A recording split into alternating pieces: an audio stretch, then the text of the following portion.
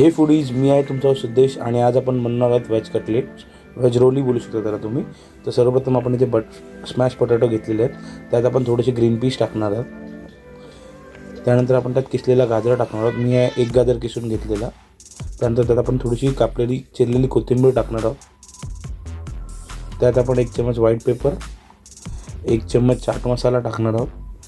थोडंसं लाल तिखट बाकीच्या मसाल्यांपेक्षा थोडंसं जास्त घ्यायचं आहे. अर्धा चम्मच हळद, थोडीशी धणा-जिरे पावडर घेतलेली आहे ते आपण. चवीनुसार मीठ टाकून घ्यायचं आहे. त्याच्यात थोडंसं कॉर्नफ्लोअर किंवा मैदा टाकून घ्यायचा. मी ते मैद्याचा वापर केलेला आहे बाइंड व्हायसाठी. आणि ते चांगलं मिश्रित करून घ्यायचं, एकजीव करून घ्यायचे, जेणेकरून ते चांगलं बाइंड होईल आणि तुमचे रोल्स फाटणार नाहीत आणि लिक्विडी नाही होणार. तर तुम्ही पाहू शकता माझं मिश्रण तयार आहे. त्याचे आपण छोटे छोटे गोळे करून घेणार आहोत.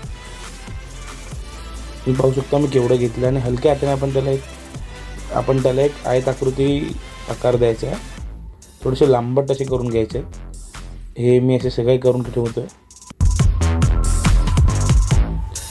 आणि हे तुम्ही खूप साऱ्या प्रकारे बनवू शकता. आपण आज हे शेवमध्ये क्रिस्प करून बनवणार, तर त्यासाठी आपल्याला स्लरी लागेल. स्लरी म्हणजे मैद्याचं पातळ पाणी, कारण की त्याच्यानेच आपण त्याला जी शेव टाकणार आहोत, भातकी शेव जी टाकणार आहोत ती चिपकेल आणि ती सुटू नये आणि हे फाटू नये म्हणून. तर तुम्ही पाहू शकता त्यात मी थोडंसं मीठ टाकून घेतलं, ते मी ते मेन्शन करायला विसरलं. आपण त्यात थोडंसं मीठ, पाणी आणि मैदा टाकून घेतो, चांगलं मिश्रित करून घ्यायचं आहे. चला तर मग आता आपण आपले कटलेट रोल करून घेऊया. त्यासाठी मी भाजकी शेव घेतलेली आहे बारीक, त्याला आपण चांगला बारीक चुरा करून घेऊया. त्याचा जास्तही बारीक करायचं नाही, थोडासा चुरा करून घ्यायचा त्याचा. हा चुरा करून झाल्यानंतर आपण त्या बनवलेल्या मैद्याच्या पाण्यात आपले कटलेटचे पॅटीस टाकून त्याला असं कोट करून घेऊया शेवमध्ये. त्याला चांगलं रोल करून एक चांगला शेप देऊन घ्यायचा आहे.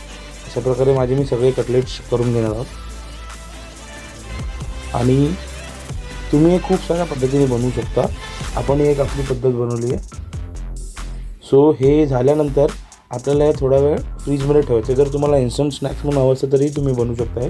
तुम्ही हे डीप फ्रीजमध्ये ठेवू शकता आणि हे चांगले एक आठवडाभर राहतात. जेव्हा तुमच्या घरी गेस्ट आले किंवा खायचं मन झालं तर तुम्ही काढून तळू शकता. एका साईडला मी माझं तेलही टाकत ठेवलेलं आहे सुरू गॅसवरती. तुम्ही पाहू शकता माझं तेलाला थोडीशी उकळी येत आहे.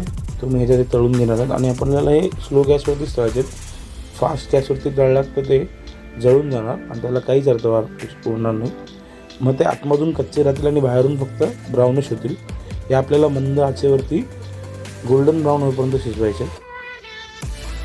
अशा पद्धतीने मी माझे सगळे कटलेट शिजवणार आहे. तुम्ही पाहू शकता माझा कलर किती सुंदर गोल्डन ब्राऊन आलेला आहे. तर अशा तरीकेने आपल्याला आपले सगळे कटलेट तळून घ्यायचे आहेत.